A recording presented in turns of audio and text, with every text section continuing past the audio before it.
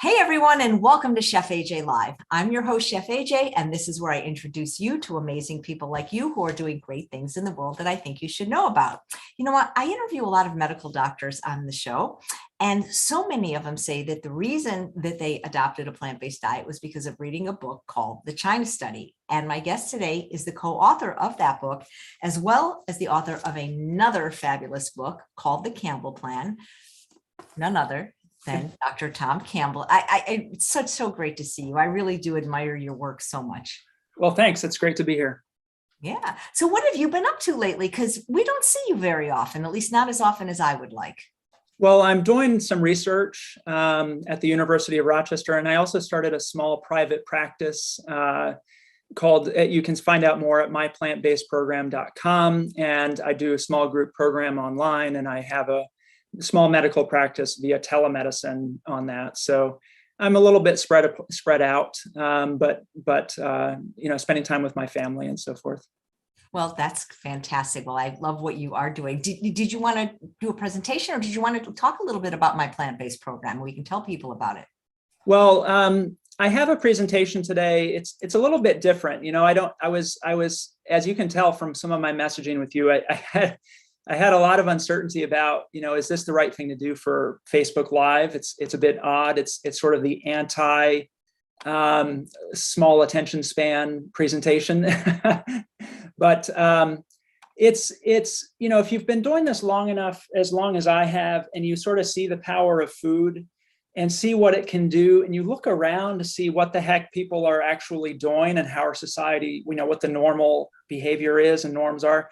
It becomes almost unavoidable to sort of start wondering, what the heck is going on here, and because it almost takes on like an absurd quality. So for people who are kind of new to plant-based nutrition and new to nutrition, they might listen to me and kind of say, well, this is a little far out. But if you've been paying attention to nutrition for a while and seeing some of the benefits, then I have no doubt that some people begin to wonder, what the heck is going on. So I have an old-fashioned kind of speech that I have for this. And if you want, I can just kind of jump in. Do you have any questions or thoughts? No, I just can't wait to see it. But I also do at some point, would love for you to tell what your program is, because it could benefit so many people. Sure. Well, let's get to that afterwards.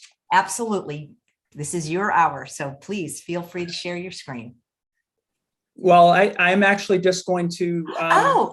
You're going to talk like a regular person? I'm just going to read a speech. That's amazing. Okay. And by the way, just so you know, Dr. Campbell, this is not just a Facebook Live, because I have 145,000 followers on YouTube, and that's where we're broadcasting. Okay, sorry. No, it's okay. It's just that there's most people are watching it on YouTube. And this is like from the 1980s, before we were all connected with. And it's also being streamed to Twitter, just so you know. And I know you're very active on Twitter, so it's also there. Yeah, great. So let me go ahead and get started. I grew up in upstate New York. I went to State University of New York at Buffalo for medical school. And Chef AJ, I don't know if you know much about Buffalo, but as I learned about Buffalo, I became terrifically impressed at how people who lived there for their entire life were so loyal to all things Buffalo. You may be familiar with the stereotype of Buffalo, an underdog, working class city that values loyalty and sticking together. And that stereotype carries some truth. It's a hardy population with an underdog blue collar identity, with a passion for the Buffalo Bills, and I have to say, go Bills tomorrow, in a very good understanding of lake effect snow and tough winters. So if you understand a place like Buffalo, you can understand that it was a personal tragedy to many people in Buffalo when Tim Russert died unexpectedly at the age of 58 of heart disease on June 13th, 2008. Tim Russert was a South Buffalo kid who was forever Buffalo proud and who made good in the world, reaching the top of his profession as the widely respected and widely adored 17-year host of NBC's Sunday morning television news program, Meet the Press. He has been described as one of Buffalo's biggest links to the big time that didn't involve sports.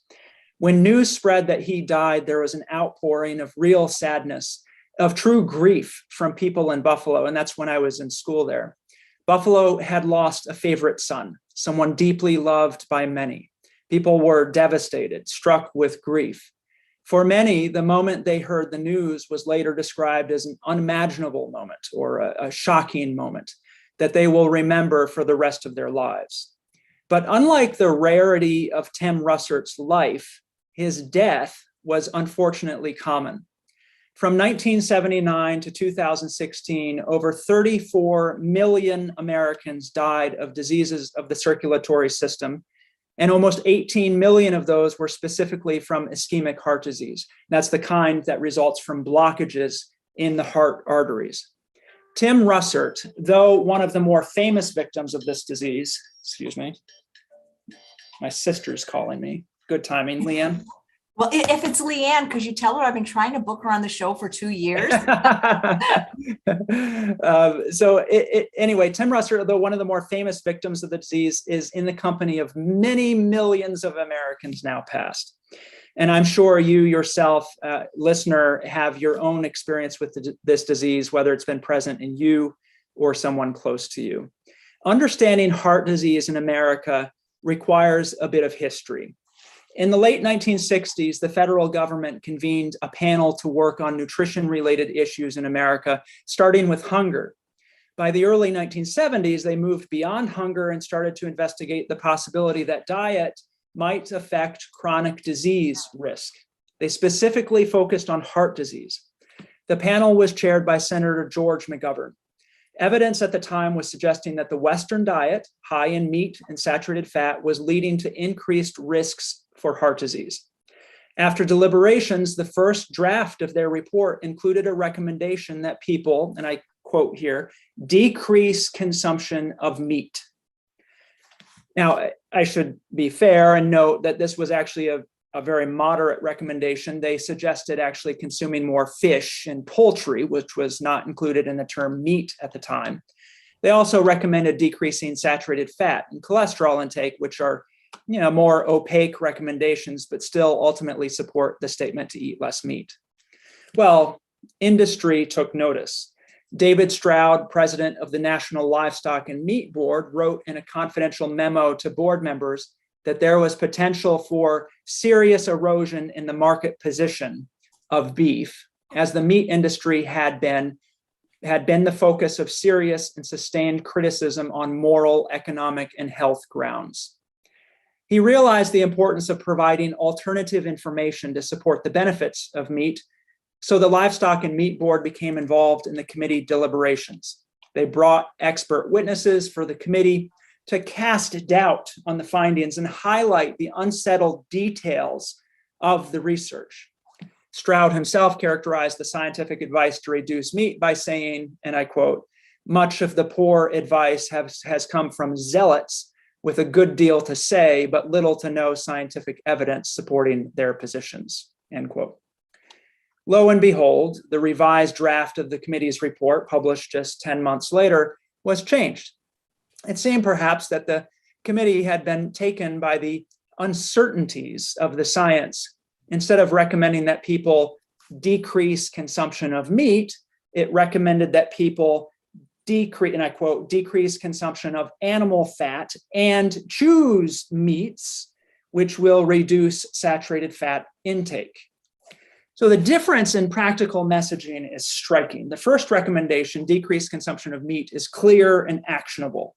The final recommendation, focused on saturated fat, is moderate and confusing. It's hardly actionable because most people do not know where saturated fat can be found. Does that mean chicken, seafood, butter, beef, margarine? Who knows? Further, it's not clear to me how much energy was put into translating even these very moderate and bland recommendations into everyday people's lives. By comparison, in Finland in 1972, around the same time, a project was started in North Karelia to address the very high coronary mortality there. They had the highest death rate from ischemic heart disease ever found. It was common for men to drop dead of heart disease in their 40s and 50s. So they looked at much the same research at around the same time, and they came to the same types of moderate dietary recommendations: reduce total fat, particularly saturated fat, increase whole grains, fruits, and vegetables. But they differed in their implementation. They took their findings seriously and disseminated them to the population in a robust way. In the first 5 years of their project, there were, and I'm just going to list some numbers here, there was a total of 342 newspaper articles, in addition to 769 articles dealing with other risk factors.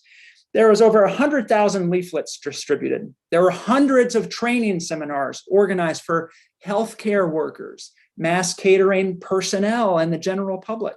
167 health education meetings attended by over 12,000 people.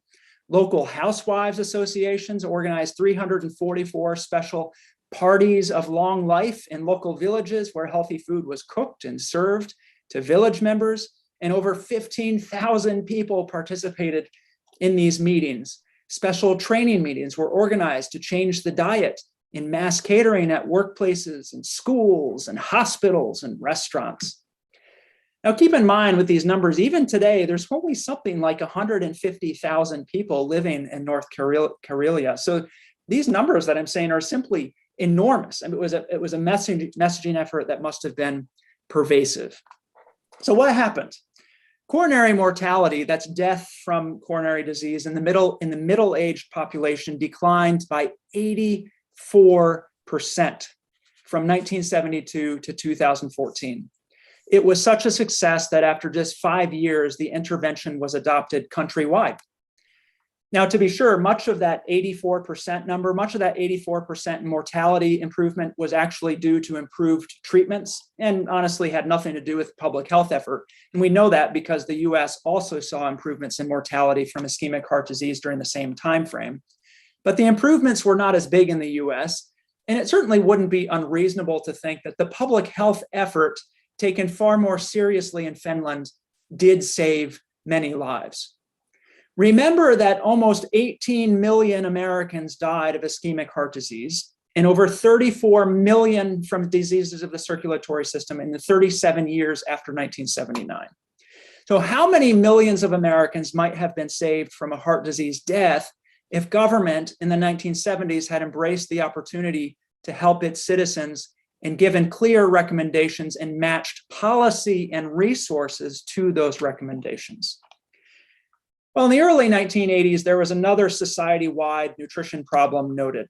This problem had been recognized by various authorities over the previous couple decades, starting from the 60s. The problem was this: doctors had no training in nutrition. So how could healthcare address the growing awareness that food mattered? The Food and Nutrition Board of the National Research Council convened an expert panel and published a report in 1985 called Nutrition Education in Medical Schools. After documenting 2 decades of knowledge showing that nutrition education was woefully inadequate in medical training, the committee made clear recommendations. And I'll read these down. Number 1, nutrition principles ought to be taught as a preclinical course, and these principles ought to be reinforced later during clinical training for medical students to demonstrate the application of nutritional principles in patient care. Number 2, experts in nutrition science, research, or clinical application should be employed to lead development of nutrition programs in medical schools. Number 3, to ensure that these programs are permanent, the programs should be vested in a separate department of nutrition or in a distinct clinical division of the school. Each institution should allocate funds for the support of at least 1 faculty position in nutrition. Number 4, the National Board of Medical Examiners should identify areas of clinical nutrition and provide questions for nutrition for consideration in the certification exams. Number 5, federal and private foundations should provide funding to develop teaching aids and training of scientists with competence in nutrition. And number 6, we should establish mechanisms to monitor nutrition education in medical schools. That was in 1985 from a robust US scientific body. And quite frankly, I think it's beautiful. If I had to come up with a list of things to do, it might be this list from 1985. Can you imagine what an astounding improvement in healthcare these changes would have ushered in. Unfortunately, though, of course, the report apparently went nowhere.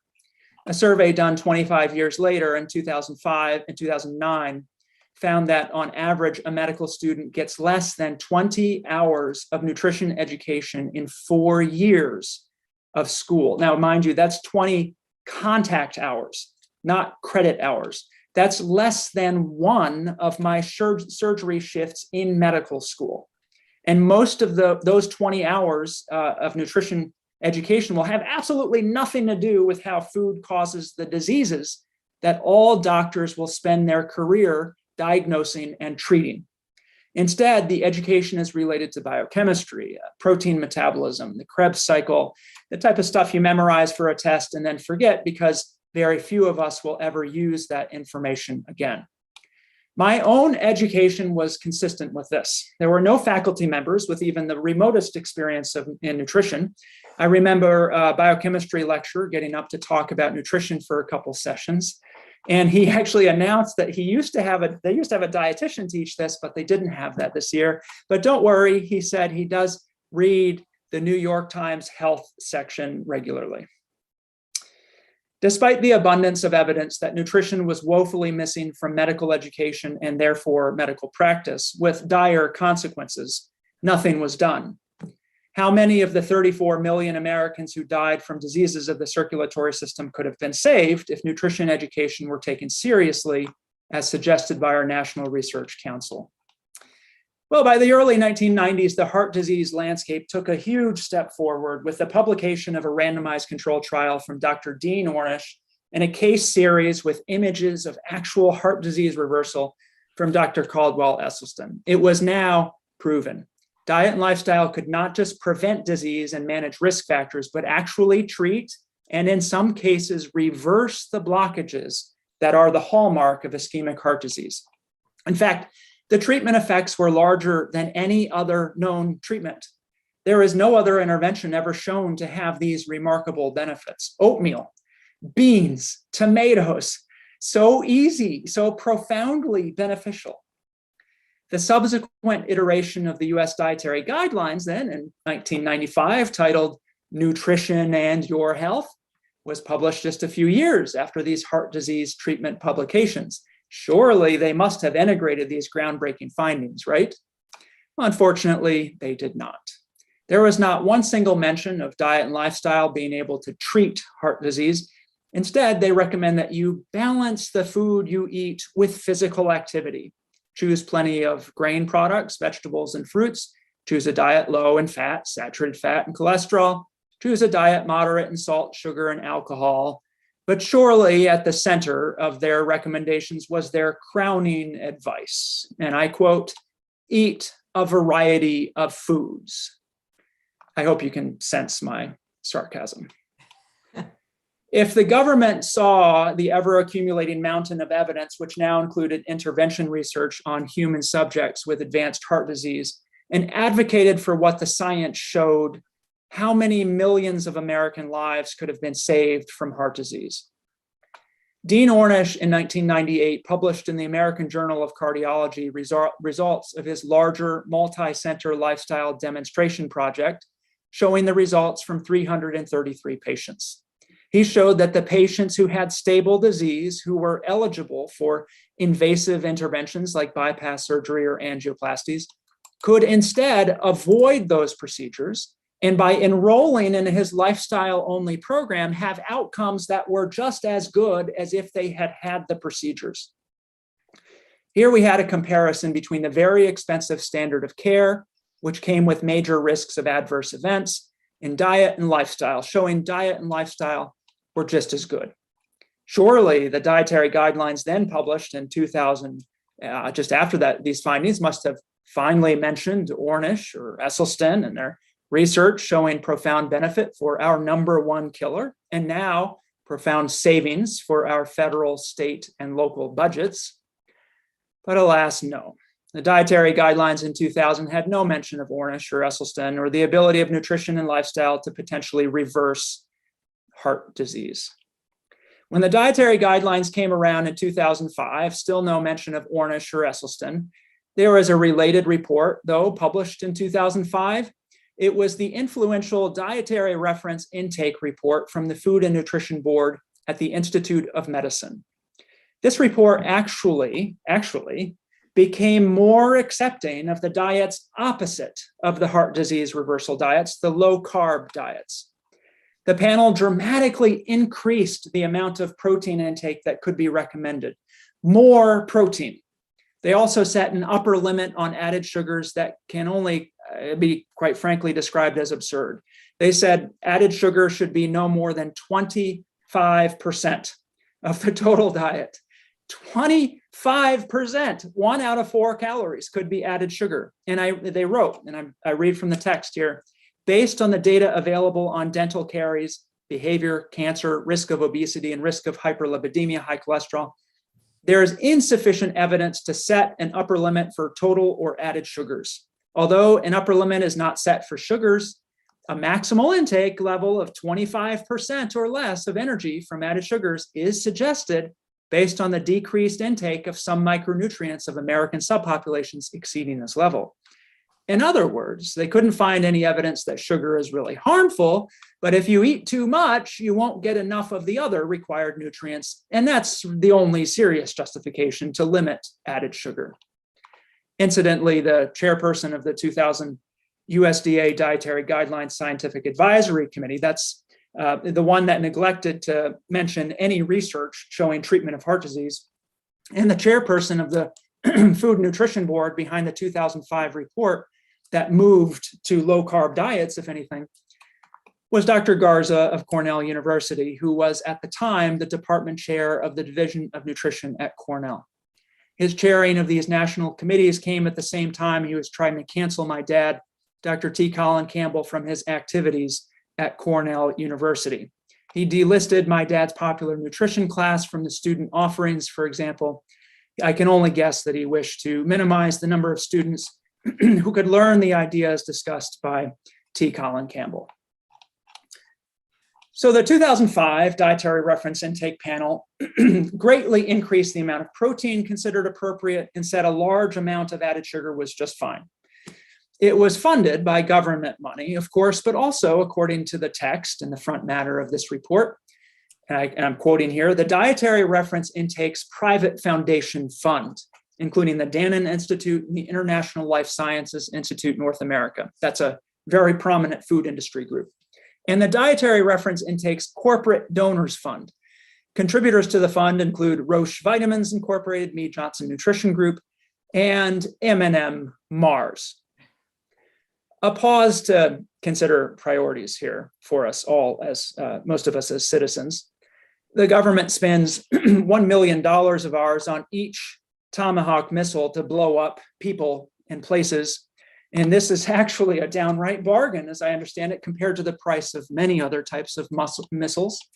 One military expert is quoted as saying, as long as they can keep them to about $1 million per shot, the Navy is going to want those all day long. And yet apparently we don't have enough money to fund committee reports to help determine what reasonable nutrition targets are for a population overwhelmingly suffering from diet-related disease. Thus, apparently, we need funding from uninvolved third parties like M&M Mars. Don't worry, though, the report states, and I quote, the views presented in this report are those of the, and they name the committee, and are not necessarily those of the funding agencies. Rest assured, the corporate donor fund that partially paid for our national policy had no influence. Great.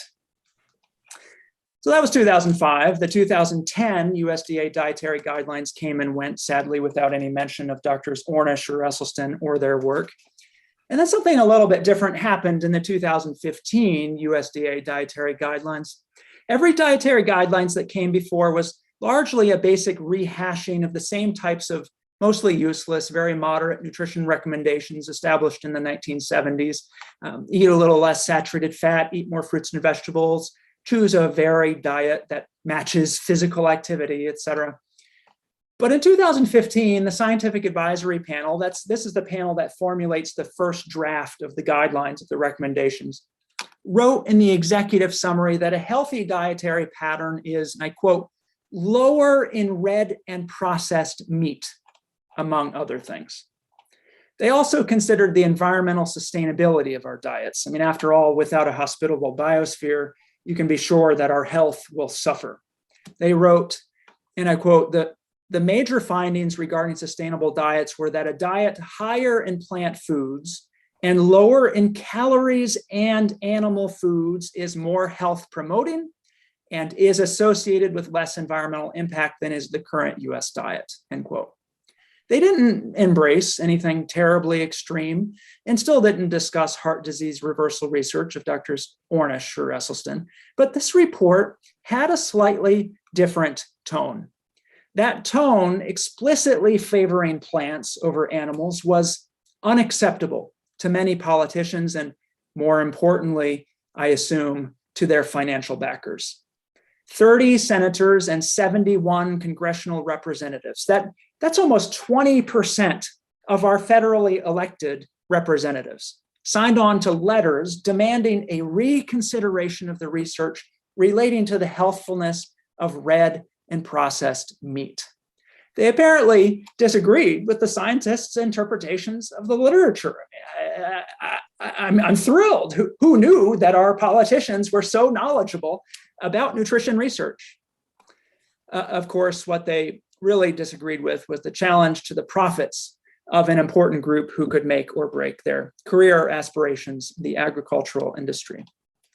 In the end, the administrators who put together the final draft of the 2015 dietary guidelines stripped the executive summary of any clear language suggesting eating less animal foods and substituted nonsense recommendations like, and I quote, follow a healthy eating pattern across the lifespan. And another one, shift to healthier food and beverage choices.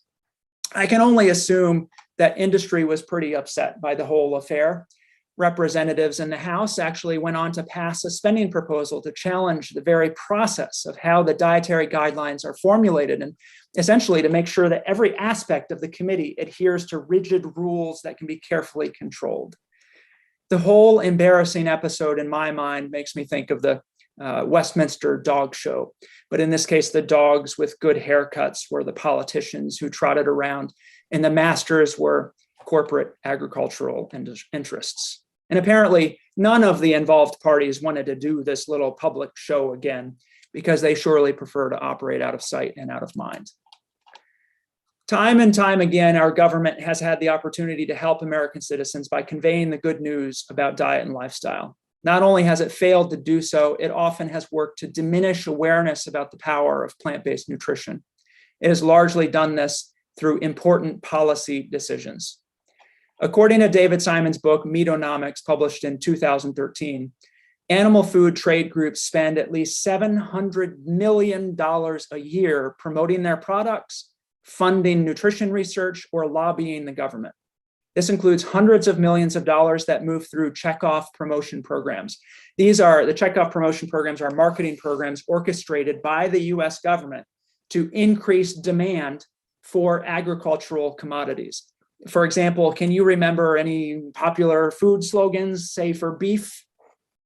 Beef, it's what's for dinner. Pork, the other white meat. Milk, it does a body good. If you know these in the marketing campaigns, you can thank the US government for supporting and running these related checkoff programs. This $700 million that I mentioned that's spent on promotion, research, and lobbying is actually surely a far too conservative number. It does not include the spending of the behemoth individual producers or some very large producer organizations like the United Egg Producers. And this financial might translates into a wide array of benefits. First, the dollars invested in politicians are returned many times over in the form of direct government payments back to food producers. The USDA has subsidized agriculture to the tune of $15 to $25 billion every year since the 90s.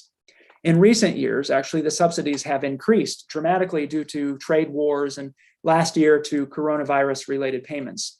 So in 2020, Almost 40% of all farm income came from federal payments. And that doesn't include crop subsidy payments, which would bring the total share of farm income that comes directly from a government check up to 44%.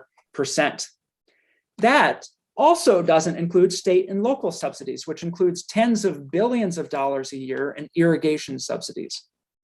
These payments and subsidies are heavily skewed to the animal food industry. They are heavily skewed to supporting commodities like corn and soy, which encourages overproduction and yields cheaper animal feed. They are heavily skewed to the largest producers, the largest farms. For example, according to David Simon, there are billions of taxpayer dollars every year going to lowering costs for a single company, Tyson Foods. The direct payments are just one benefit of the industry's power in Washington. In addition, there are a much larger set of externalized costs that the industry generates. Externalized costs are costs that basically arise from the industry working and the products of an industry that the public actually goes on to pay. So, for example, whether it's the cost of cleaning up extensive environmental damage or the costs of the health consequences of consuming their products, industry benefits from passing on these costs to the public with the government's support. David Simon estimates that these additional external costs paid by the public are much, much higher than the direct costs, and were almost $400 billion in 2012. But the government benefits don't stop just with money or direct payments or covering hundreds of billions of dollars in externalized costs or orchestrating promotion programs involving hundreds of millions of dollars annually.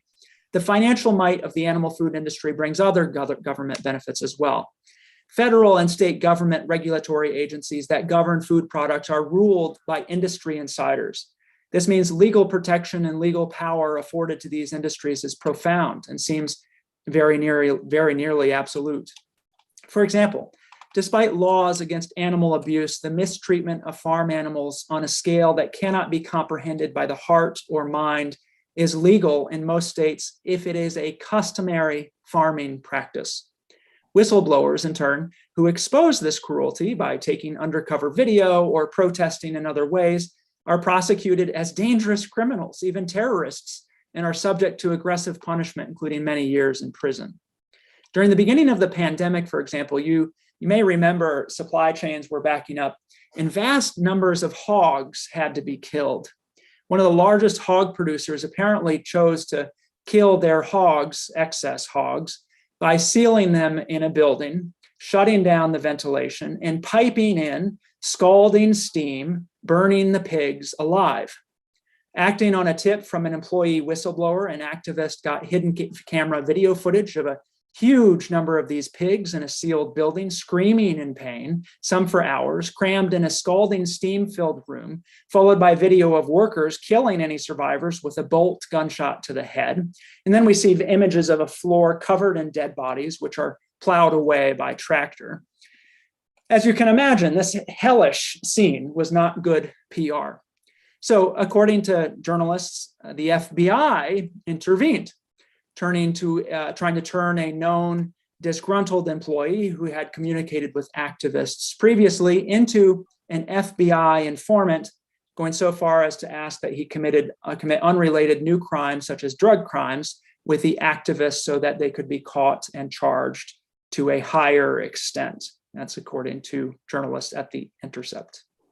In Iowa, where this all unfolded, an ag-gag law was subsequently passed in the state government to heavily criminalize any trespassing on farm property. Ag-gag laws of this type have been passed in several states with a large animal foods industry. The bill's author, a hog farmer, said, and I quote, "Every time he and his henchmen do that," referring to the activists trespassing, "they violate biosecurity protocols that are necessary to keep our food supply safe. And we simply can't tolerate that kind of reckless, and I would say evil intent," he said. I humbly suggest that we have lost our way when our government says that shining a light on mass suffering is evil and the person causing the suffering is right and needs protection. Unfortunately, the government and law enforcement appear to be operating entirely at the service of industry. The examples go on and on. Food, nutrition, and agricultural policy is incredibly important. I would argue that these are the most important aspects of our collective health. Policy determines our food environment, which in turn determines our choices more than most realize. After having worked with many hundreds of people in depth over time on changing behaviors related to diet and lifestyle, I can tell you that the human is not much different from the rat. You and I, all of us, we're pretty basic. We're driven by instinct, our previous conditioning, and the environment that we now find ourselves in, far more than the wonderful, willful, conscious logic that we think we possess. If you put a rat in a cage with a particular environment, with rich food available at limited defined periods, you can create a binge-eating rat with weight gain and metabolic problems. If you put a human in our modern American food environment, you create much the same thing. That's true of you, of me. These principles are true of you, of me, of everyone else. Your environment, the built environment, the things around you, but also the people around you, the social norms that you see day in and day out. All those aspects of your environment has almost certainly shaped your conscious thoughts and the range of your conscious thoughts more than you are aware. So if we are growing up and getting breakfast and lunch every day from our schools and are fed some variety of Pop-Tarts, juice, bacon cheeseburgers, chicken nuggets, or pepperoni pizza every day as promoted by government policy, we don't stand much of a chance.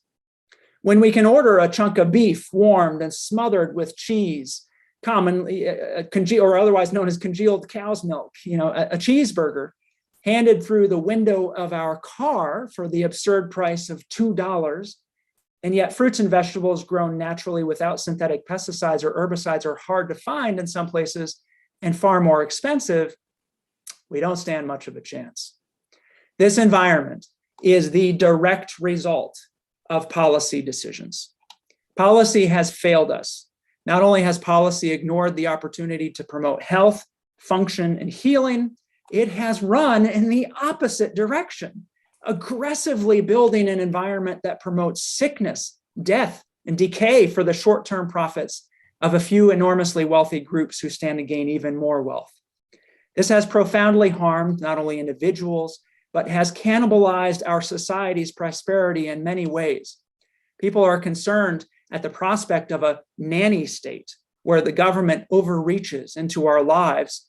I argue that the nanny state is already here, strongly influencing what foods are produced, how much various foods cost, what is acceptable and allowable on menus, what we feed our kids, what foods are fed to sick people in our hospitals, and even what foods are considered normal or abnormal. Our nanny, however, is not concerned with the welfare of you and I, but with the welfare of the richest corporate interests that in turn can guarantee wealth, career success, power, and fame for the politician writing the policies. Protecting the welfare of the powerful demands at all costs promoting the systems that made them wealthy.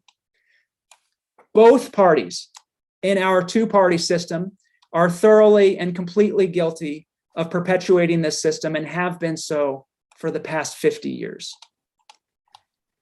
This information may not be a surprise to you, but I have seen the very, very dark side of this. I have seen an America that is ill, that is medicated, that is disabled and in pain. The numbers and abstractions do not do justice to the actual real life effects of these repeated failures. 34 million Americans have died from diseases of the circulation from 1979 to 2016. But it's not just the tragedies related to heart disease or other diseases of the circulation. If you were to follow a primary care doctor around and see what they see, you would see a stream of disability, dysfunction, poor physical and mental health, chronic pain, and a population slowly sliding to their death. From the 1960s to 2015, obesity prevalence has tripled and is continuing to get far worse rapidly. 5 years ago, almost 60% of American children were predicted to have obesity by the time they're 35 years old. And yeah, it's probably worse now. The prevalence of diabetes increased 700% or sevenfold over the past 5 decades. Obesity-related cancers are becoming more common, particularly among younger Americans. 1 in 4 Americans has a disability that limits their activity and interactions with the world.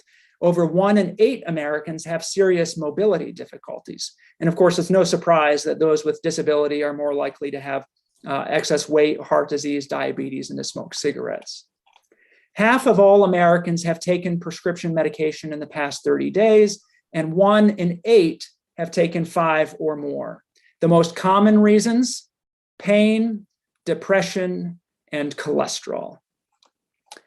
2/3 of all bankruptcies are tied to medical issues. 530,000 American families turn to bankruptcy each year because of medical issues and bills. We are sicker than ever, we are disabled, we are medicated, and we are far poorer because of it. Let me briefly pause. I'm going to lose a couple of viewers here, I think, but let me make plain, I don't consider myself an alternative medicine practitioner. I prescribe medications and procedures, statins, blood pressure pills when they're indicated, and I advocate vaccines and other preventive efforts. But the medical profession is now filled with good people taking 1 step forward and 2 steps back. While we excel at acute care and mechanical interventions, our efforts at treating chronic disease fall far, far short. Patients with chronic disease do not get well. They get worse, despite our best modern medicine and exceptional levels of effort from many people. Our goal in medicine now is that they will get worse more slowly than they otherwise would. Our goal is that they might survive the worsening exacerbations of their disease a bit longer than they otherwise would. But it is accepted that even providing them with a bucket of various pills, a dozen different doctors and specialists, and new procedures every quarter, they still will decline further and further into the morbid grasp of their disease. This occurs even though a significant portion, but definitely not all, a significant portion though, of our enormous burden of chronic disease may be preventable and may be effectively treated, halted, or even reversed by diet and lifestyle interventions. And yet the medical profession does not embrace diet and lifestyle interventions. Go to any corner of the vast empire of American healthcare, which is now the biggest single part of the economy in many parts of the country, and you'll see that effective diet and lifestyle change support is extraordinarily hard to find. It usually does not exist at all, and if it does, it's not covered by insurance. The most effective treatment tool for many people with diabetes and excess weight, for example, is nutritional intervention. And the medical institution barely gives service to this tool, essentially ignoring it as if it does not exist. Currently, I'm conducting research and have a telemedicine practice, but I remember a year or 2 ago when I spent a day in the primary care clinic, 80% of my patients that day were struggling in serious ways with excess weight, diabetes, or both. And not one single patient was going to get help from the massive medical system to address the cause of those problems. I tried, but a 3 to 5 minute conversation with me, one doctor out of their many doctors, involving making the most radical, life-altering behavioral transition they've ever heard of, is not going to work for all but the rarest patients. So how did we get here?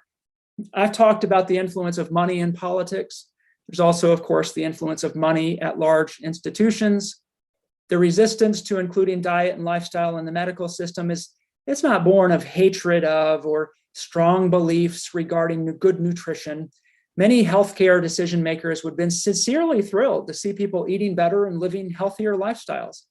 Instead, the resistance is born of the unremitting focus awarded to the budget above all else, combined more often than not with a profound ignorance about the power of lifestyle medicine. And even if the decision makers are aware of the benefits of lifestyle approaches, they cannot justify the cost of lifestyle medicine programs because they can't get reimbursed for providing intensive support programs. So decision makers may perceive the barriers to success as too large, and they may be right. No organization can run ongoing deficits, so no organization will ever prioritize the underpaid work of diet and lifestyle promotion. So how is there no reasonable reimbursement? Up a few levels from the institutional level lies, once again, various policy mechanisms that determine what is reimbursed and how it is reimbursed. And at this level, the apex of the system, the corrupting influence of money wields its power perhaps most aggressively, so that the status quo of drugs and procedures is never challenged and becomes more and more profitable with each passing year. Medical systems will invest hundreds of times more money on procedural specialties that treat bad outcomes from obesity, for example, than they will spend on helping people avoid obesity in the first place. And finally, there is us. The classic novel by Aldous Huxley, A Brave New World, depicts a future dystopia. In his novel, society has evolved to be a population conditioned to be serial consumers. People are born essentially in test tubes in a birth factory, a hatchery, it's called, and they're predestined to work in the particular societal niche for which they are bred. Conditioning, delivered by repetitive messages, and the setting of social norms at an early age determines the thoughts that people have. This conditioning determines the limits and boundaries of what is considered normal thought and normal behavior. When people in this future dystopia need to relax or to forget their troubles and feel better, there is a drug called soma provided to help transport them to a more pleasant, if less aware, consciousness. One character in the novel is a man from an outside culture who has been raised on a reservation separate from this modern world. He is called the savage. He does not use soma and does not know the accepted social norms of modern society, but through events in the book, he's brought into modern society, and we see how the savage interprets and interacts with this dystopic world. In one scene, towards the end of the book, the climax of the story, the savage sees a large group of lower caste individuals who have finished their work shifts at the hospital. As they do every day, they are awaiting their daily soma ration for completing their day's work. After just seeing his own mother essentially succumb to a soma stupor and die, he decides to intervene in the workers' lives to help them by taking the daily soma ration and throwing it out the window. "Listen, I beg of you," cries the savage. "Lend me your ears. Don't take that horrible stuff. It's poison. It's poison. Poison to the soul as well as the body." He argues with the person passing out the soma. "Throw it all away. Throw that horrible poison." At the words, "throw it all away," an angry murmur goes up from the crowd. "I come to bring you freedom," said the savage. "Do you like being slaves? Don't you want to be free and men? Don't you even understand what manhood and freedom are?"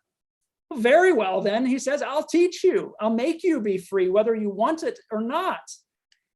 He grabs handfuls of the soma pill boxes and begins throwing them out the window. A riot starts, and the crowd starts attacking him. He starts punching the assailants, rushing him, who are furious that their soma ration was thrown out the window. "Free, free," the savage shouts. "You're free." After emptying the container, the crowd charges him with redoubled fury. Another character looking on fears that the savage is going to be dead, killed by the rioting mass. But just in time, an angelic, soothing voice of reason comes across a loudspeaker device, imploring everybody to be peaceful and happy. And vaporized soma floods into the room.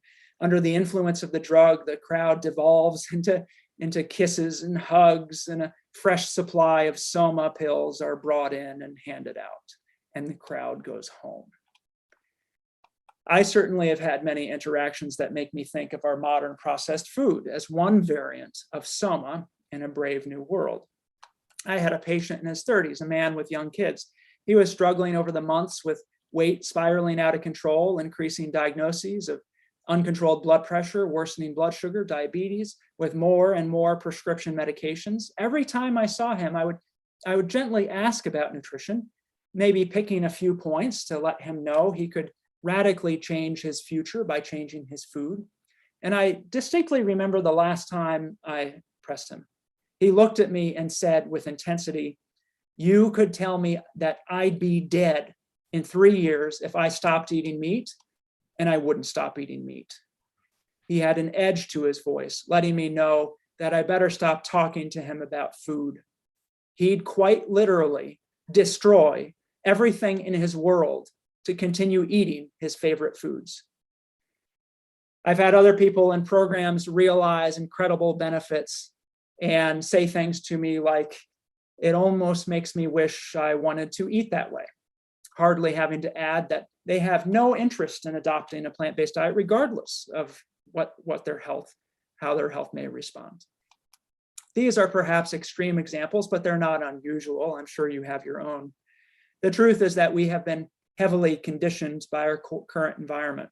Also, as in A Brave New World, I believe that the most important role that you will ever play in your life, at least as far as those in power are concerned, is that of consumer. You, consumer. As the economic news is hyper-focused on consumer spending, we might think of the term consumer spending as vaguely detached from us, but the consumer is you and me. As noted in Time magazine, after the 9/11, after the 9/11 terrorist attacks, President Bush didn't call for sacrifice, he called for shopping. Get down to Disney World in Florida, he said, take your families and enjoy life the way we want it to be enjoyed. Aldous Huxley could not have written it better himself. You, consumer, are expected to consume, among other things, highly processed food products. Consume them often and consume as much as you can. The government works ever more to increase consumer demand for meat, dairy, and eggs and other agricultural products in a way that gives rise to ubiquitous corn syrup, which you also are told to consume. You watch TV and are bombarded with images and feelings representing the food you are supposed to eat.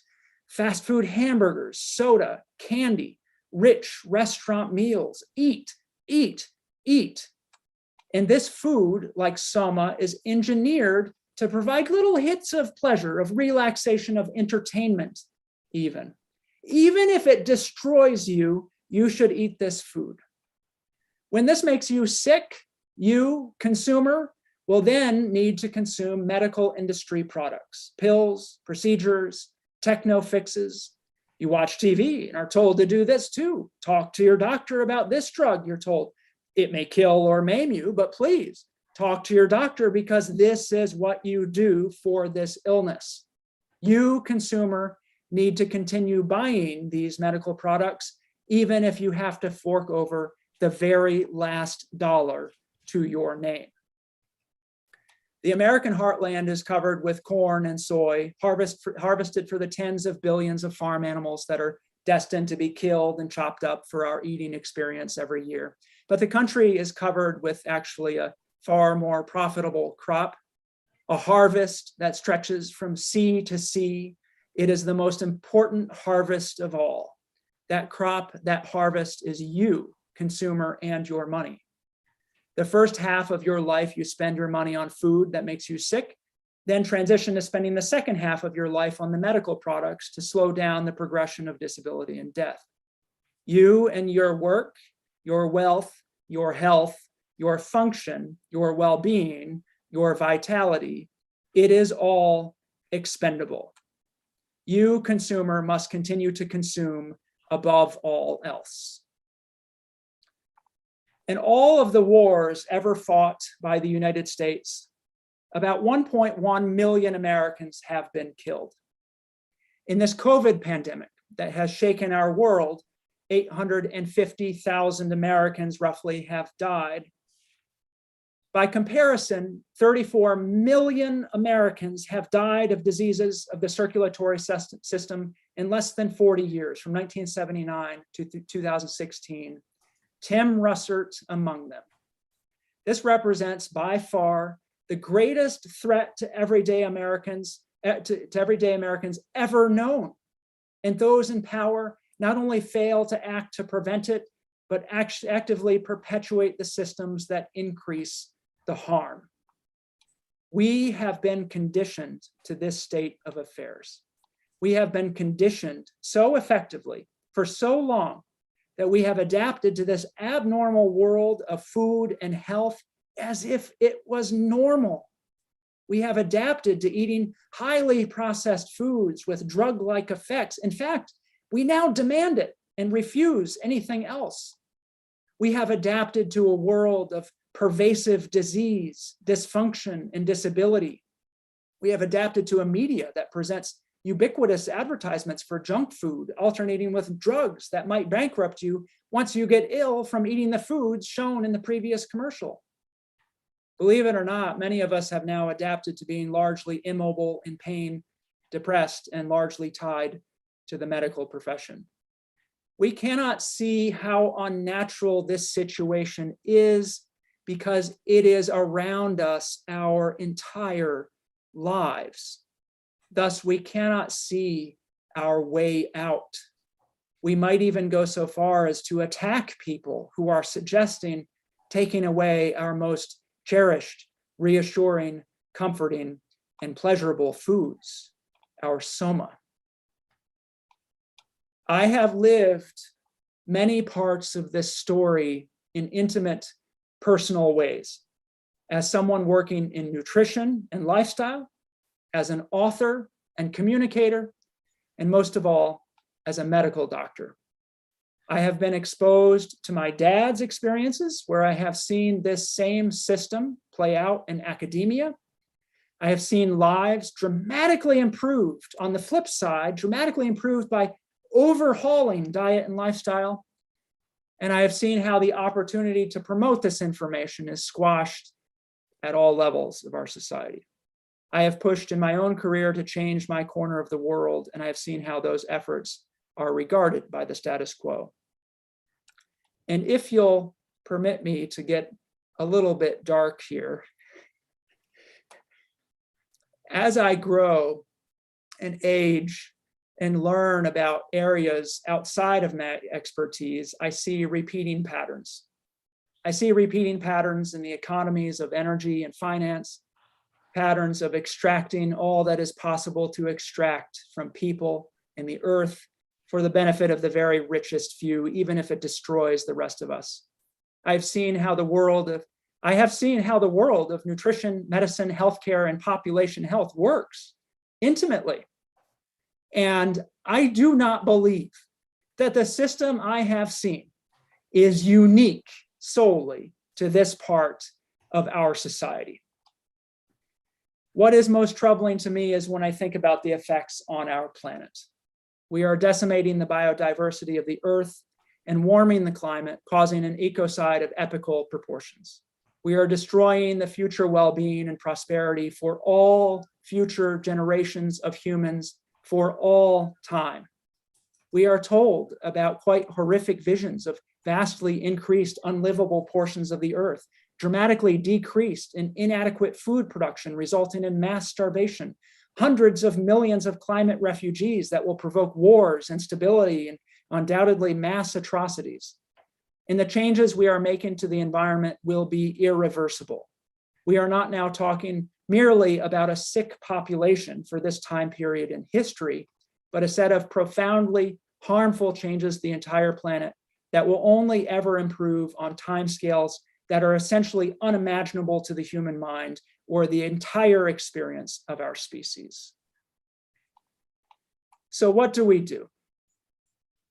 Believe it or not, despite this presentation, I do not consider myself a doomist, a person who bathes themselves in the hopelessness of it all and denies any hope. Part of the reason I share my experience and my interpretation and opinion with you today is because many people do not know how the system works. Once you begin to see, I think it's something you can't unsee. Of course, what we need are societal changes. To really improve our health, we will need to go far beyond the changes in the behavior, for example, of individual medical professionals. Lifestyle change programs alone won't cut it, and educated doctors, while wonderful, won't cut it. The only thing that will work on a population level is changes in agriculture, food, and healthcare policy altogether. I believe our environment, including the built environment and our social environment, largely determines what we do. So it is not until we change our environment that we will realize our potential health. Like rats, there's no reason to think we will change until our cage is changed. Unfortunately, the changes that are needed would require massive shifts in policy and usher in a total overhaul of power structures and economics. Of course, we face long odds of seeing this happen, but there is some hope in the prospect, because I believe if we reappropriated the power and influence of the current masters of the status quo to a system that actually promoted health and well-being, there would be almost no limit to what we could achieve. Health, well-being, happiness, all might just go through the roof with simple, rapid changes to our environment, to our cage. I believe the same to be true of our environmental crises. When you realize how much of these crises are self-inflicted with illogical choices related to agricultural and energy use, perpetuated by the current people in charge, you must also realize how successful we could be in averting the oncoming disaster. We are smart enough and intelligent enough to resolve our problems, I believe, surprisingly easily if we could find a way to align the people's interest with the interest of those in power. But I do not believe this is going to happen from within the established processes of our current system. So what do we do? At the very least, you, consumer, can start in your own life. You, consumer, can choose not to participate in these systems. While societal level changes are required, I do believe individual actions matter a great deal. I believe the greatest barrier, for example, of all to all the changes I've sought has been social norms. It has been social norms that perpetuate our system without thought or reflection. And if you change, if you, consumer, do not participate, we all benefit because your choice helps with changing social norms. When my dad and I published the China study back at the end of 2004, beginning of 2005, we were still in the midst of a low-carb wave. The crown of the popular nutrition world was being passed from Dr. Atkins to the South Beach diet. There was hardly any awareness of plant-based nutrition. We spoke to Caldwell Esselstyn, but we had to fly across the country to speak with one of the few other doctors my dad knew well who used plant-based nutrition to help people, Dr. John McDougall. Well, how things have changed. While it's not always synonymous with health, it's abundantly clear to me that the food world is rapidly changing. Now you can get plant-based options through the drive-thru at Dunkin' Donuts, Burger King, KFC, and even McDonald's in the UK. There's a niche of the population who knows what WFPB means, and more people deciding to give it a try. There is a robust American College of Lifestyle Medicine working to implement change in the medical system. They have certified thousands of professionals in lifestyle medicine. There are big businesses now with hundreds of millions of dollars invested in creating more plant-based options. And it's working, with some plant-based segments of food products being the fastest growing food products in the marketplace.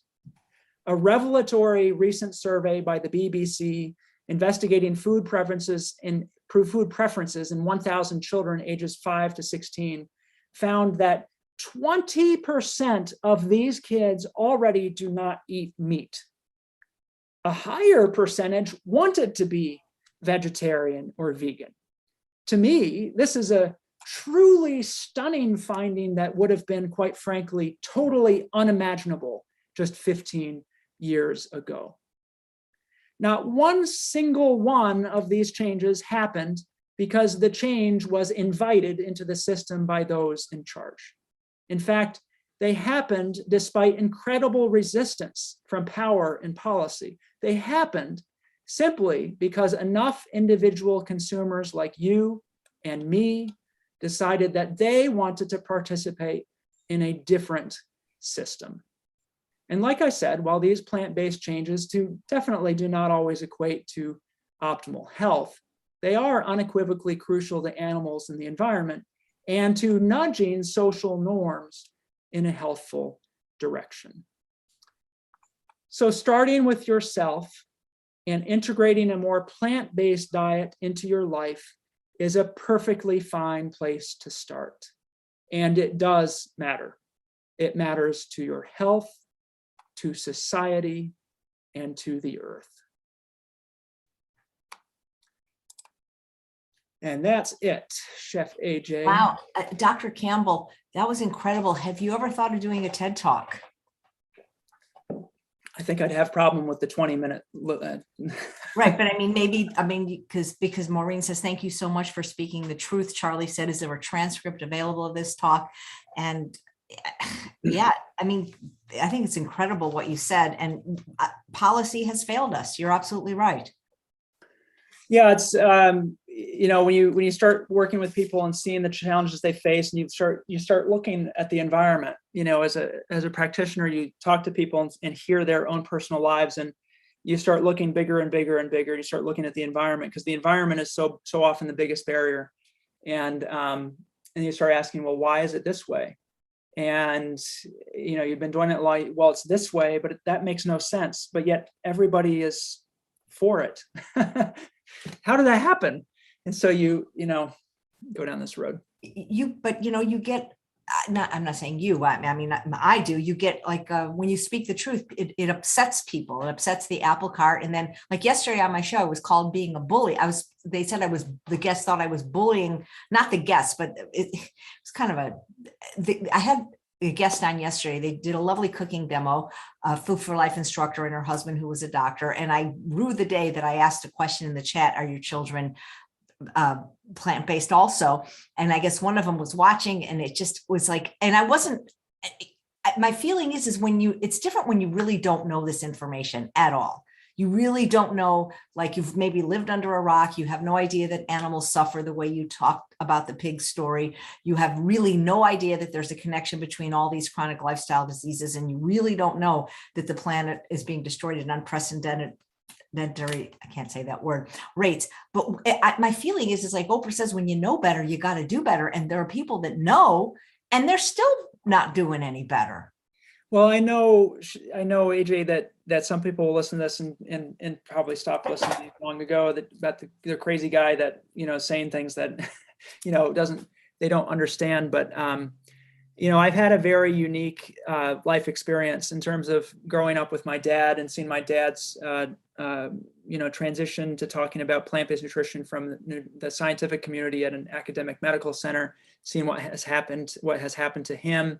He has a great book on that out, by the way. And then getting into medicine and seeing how diet and lifestyle fit into medicine, and finally seeing the results of this absurd situation where we're all eating, KFC or whatever, and seeing the sickness all around. I mean, people who are healthy and young and are doing okay, they haven't seen any of that. And they may not know how bad it's become. And you start to question, well, how has it gotten this way? And so, unfortunately, in this hyper polarized world, there's some people who are going to think I'm crazy, but wow, it is what it is. It's my own personal experience. I think all throughout history, people that spoke the truth were often called crazy because people just don't want to hear the truth. Jesse saying, Dr. Campbell, this was a powerful presentation. Another viewer says, we finally hear the Thomas that was meant to be. So he was meant to be. Yeah. I mean, you said what needed to be said. Thank you to you and your father. You epitomized courage. I think people are selfish. I don't know what else to say. And yes, I'm being a bully by saying that, but they really are. Yeah. I don't know. We're also full of an opportunity for improvement in health and love, right? Yeah. Well, But there's certainly some selfish behaviors going around these days. well, you talked about the patient that just said no matter what, he wanted to eat meat, you know? Right. And that's what I don't understand, because you can have something that tastes exactly like it now that's maybe not as optimal as whole plants, but it's certainly better for the animals and the planet. And it really, I mean, I've never tasted those products, Beyond Meat or Impossible Burger, but the people that have said it's amazing.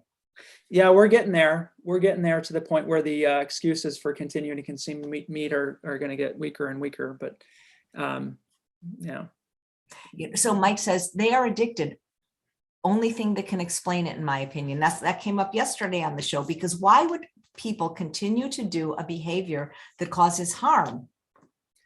Well, there's every decision, right, for your dinner is a cost benefit analysis, and people are not thinking about these grand contextual things. They're thinking about, what would taste good, their taste is informed by what they've been doing and what they learn to like, and what the benefit of eating it versus the cost, and they're not aware of the cost. So it's just people kind of, I don't think of them as consciously necessarily even making bad decisions. They're not really aware of what's going into that decision.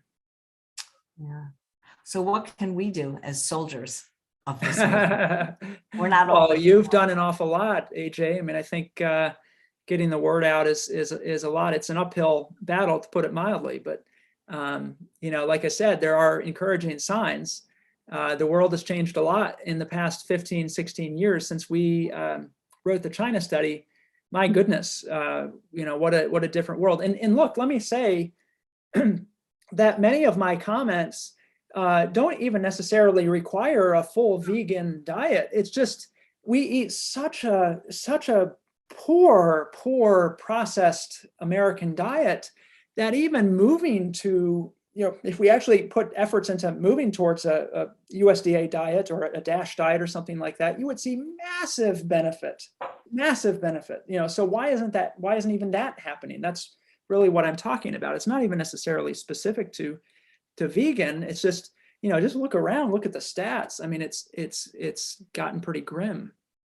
Yeah, people are saying they'd love for you to edit it down and do this as a TED Talk, and they think it would be very, very powerful. And people are saying how your family have changed so many lives. So I just thank you so much for your work, and everybody in your family really has just been amazing.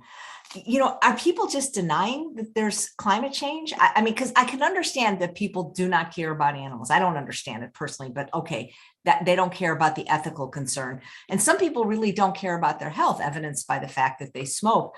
But do they realize that if they keep going the way they're going, they're not going to have a planet to live on? And I would think that's kind of important, especially if they have children and grandchildren. Well, I that movie, Don't Look Up, did you see it? Oh, it was fantastic. Really fantastic. I mean, I found it to be also quite sad, actually. But it's become politicized, and you have to ask what's behind the politicization of it. And of course, it's corporate interests pushing out narratives and so forth. So, if that's my belief, that's the what's in many people's belief. That's why it's politicized. I fear, unfortunately, that I suspect that will be coming soon to food, if it's not already here. In terms of, the bigger plant-based diets get, the more politicized, it'll get, I think. So that Layla says, have there been any successful attempts at changing policy?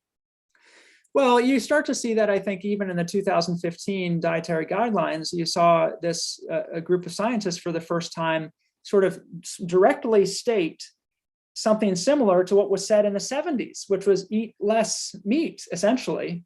And so that was an advance, I think, that was meaningful and important, and came from status quo sort of high level scientists. That didn't happen in 2010 or 2015. And part of that is just more and more information coming out about plant-based diets, but it's also this idea of social norms, the conversation changing a little bit over time. So there are some, this interesting idea, I think, from Naomi Klein. I read that She cited someone else that these ideas may not be taken up anytime soon, but it's useful to have, it's nice to have good ideas that are laying around for when there's an opportunity for change. And we have this good idea of good diet and lifestyle that is laying around, and it's growing some steam. And even if it's not necessarily tipping the scales yet, it will be there if there's an opportunity going forward. Well, I'm sure working with patients, it's hard enough for them to change their behavior. It's not like we can change other people. No, we all, and this goes for me too. We all do things that we our environment and our previous conditioning and our social relationships kind of determine we do. I mean, the only reason probably I'm here doing this is because I was born to Karen and T. Colin Campbell, right? And otherwise, I suspect I probably wouldn't be any different. So it's we have to understand that we're subject to the environment we're born into, and that environment doesn't necessarily need to be logical or health promoting or useful. That environment is a constructed thing, and it's constructed for a particular purpose, and it's not for your health. But people have changed, like Howard Lyman, for example, 4th generation cattle rancher, now a vegan. That's right. So, I'm sure you've talked to Dr. Lyle a lot about personality characteristics. That he's the guest tomorrow, actually. Okay. So that's an endlessly fascinating topic to me, because I see that in people I work with. Some people are more prone to success in terms of their previous conditioning and mindset. Yeah. Are the people that you work with seeking you because of who you are, or they're just at this point? Yeah, I just have this private practice, and I run a small group program that is available online, and so people generally are finding out about me because they're interested in plant-based nutrition. Could you do you mind talking a bit about the program, because I don't think people know that you have one? Sure. So it's a website, myplantbasedprogram.com. And, I've worked with groups and individuals for the past 5 years at an academic medical center, and I've learned a lot from working with people. And so building on my experiences with a wide variety of programs and interventions and so forth, I've created an online program that offers people support, accountability, individual accountability, and education. And so, it covers the basics and some practical tips and some research and science stuff, but also some of that social support and behavioral accountability that can help people change. And the nice thing about programs like that is if people can change and stick with a change for at least a couple months, their tastes and their habits will follow. And then the hard work starts to get a little easier, and they're able to maintain it with time. So it's a support program to help people tackle that transition. That sounds amazing. Is it ongoing, or does it start? It is. Yeah, people can join whenever they want to. So there's a free information session you can go sign up for, and people can join whenever they want to. I just recently started it, so there's space and openings and so forth. That's fantastic. Jean says she'd love to know about the research that you're doing. So I'm doing research at the University of Rochester on dietary intervention right now for 2 groups with a team of collaborators. One is looking at women with metastatic breast cancer and giving them a whole food plant-based diet. It's a pilot study. We're not looking to answer the big questions right out of the gate, because we need to get some background information, but we are looking at giving women food for a couple months and looking at preliminary outcomes or data, findings and feasibility. And then the other project is looking at people with advanced type 2 diabetes who are on insulin, and giving them a couple different plant predominant diets, a DASH diet, and giving them a whole food plant-based diet, and looking at the very acute changes in their insulin requirements. So if you change your food to either of these diets, how does insulin dosage change in 7 days, for example, and cholesterol and those types of things. So we're just kind of getting an understanding of kind of characterizing how much and how quickly insulin changes when you change your diet. That is fantastic. And then you'll publish this research, I imagine. Yeah, I hope so. Unless it turns out unfavorably. The journal article saw this lecture. No, I know. I'm going to publish the thing no matter what. I'm not tied to a religious tie to whole food plant-based. I mean, if there's limitations to diet, let the world know that we find. Let the world know. I'm not. That's not my objective. People are asking, do you have like a newsletter, or is there a place to follow you? I know that I see you on Twitter a little bit active. That's where I think I see you. Yeah, I'm on Twitter and social media. I kind of hate social media. I do it. I'll be honest. I look at you in awe, Chef AJ. I don't like it either, but I don't know how else to get the message out. It's effective unless you have $100 million and do traditional advertising or something. It's the medium, right? But so I am on social media, and you keep an eye on my website. Who knows? Maybe if it grows. I just started this private practice thing, so if it grows, I'd like to start a newsletter. Well, I mean, I'm sure so many people here love you and your family, and they'd support you and volunteer and help you, because I would love to have you be as successful as you'd like to be. Yeah. Well, thank you. Because I'm always pushing you out. I mean, it took me 5 years to get you to speak at a conference, Yeah. My dream is to really, because I don't know if people know this, but you have a background in acting, and so do I. And that's my dream, is that one day we can quit our day jobs and both of us just do a play together somewhere. Yes. I did a play called The Nerd. And it's still one of my fondest memories. So fun. I was the nerd. I know, we could do The Graduate. I could be Mrs. Robinson. You could be Benjamin. That would be like perfect casting. I'm telling you right now, that I would love to play that role. Well, that's a little awkward, AJ. I don't know, what other plays can you think of for an older lady and a younger man? I don't know. A Harold and Maude, maybe. Yeah, but Chef AJ, you and your diet, you don't look, you can't. I know that's the problem. Play an old person.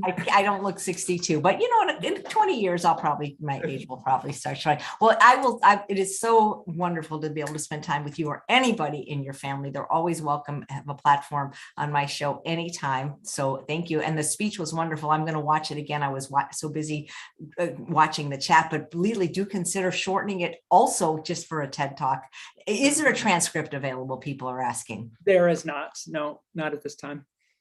Okay. Well, it was a great talk. So thank you. And with all your acting training, you were able to deliver it with such beautiful presentational skills. So thank you for that. Well, great. Thank you, Chef AJ. Take care. Anytime, Dr. Campbell. Thank you so much. And guys, thank you for watching another episode of Chef AJ Live. Please come back tomorrow when my guest is someone who Dr. Campbell admires and mentioned today, none other than Dr. Doug Lyle. I mean, what a weekend, Dr. Campbell, Dr. Lyle. I mean. Yeah, you're putting awesome content out there. I've told so many people about what you're doing, Chef AJ. Thank you. Can't get much better than that until we can change public policy. Thanks so much, Dr. Campbell.